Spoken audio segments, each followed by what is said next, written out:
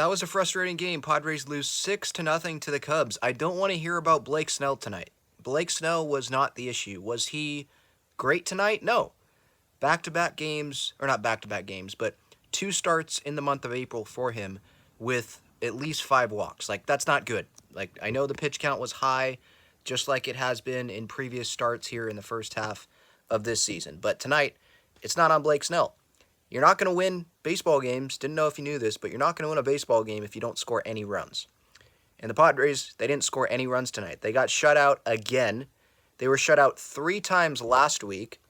Let's see how many times they're going to be shut out this week. This is the 4th time in 9 games that they've been shut out. And I know the conditions were not great, right? What was it, like in the 30s? Sometimes you couldn't tell which players were up at times because of all the layers that they had on. Like, it's easy for fans to sit here, on our couches when we're sitting in perfect weather inside, right? And those guys have to do their jobs outside in, freezing temperatures. But they also are paid millions of dollars to do it, and they're the best in the world, and this is supposed to be one of the best lineups in baseball, and they just have not been able to do it consistently, right? They took 3 out of 4 against the Diamondbacks, and then they come and do this, right? They had those shutouts, and then they scored 1 run, right? That 3-game span, Brewers and Braves there, and then they come out in, I think, the next game or whenever that was, they score like 7 runs. So it's just up and down, up and down. And I just wish that it would be more consistent, more consistently good instead of consistently bad, right? But yeah, it's frustrating. Snell was not the issue. 8th inning, Steven Wilson, he crumbled. Had 3 walks, base hit. Then I think, who was it that came in?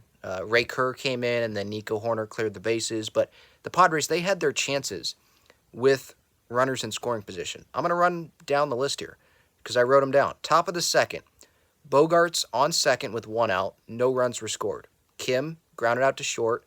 Matt Carpenter struck out. Top of the 3rd, 1st and 2nd, 1 out.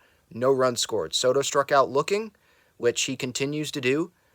Instead of trying to swing the bat, it feels like he's looking for a walk. And I appreciate him getting on base, but I think he's got to swing the bat more.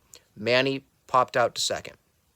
Top of the 7th, 1st and 2nd, no outs, no runs scored. Grish hit a little flare to 3rd. I mean, it's a line drive in the scorebook, but it wasn't hit that hard.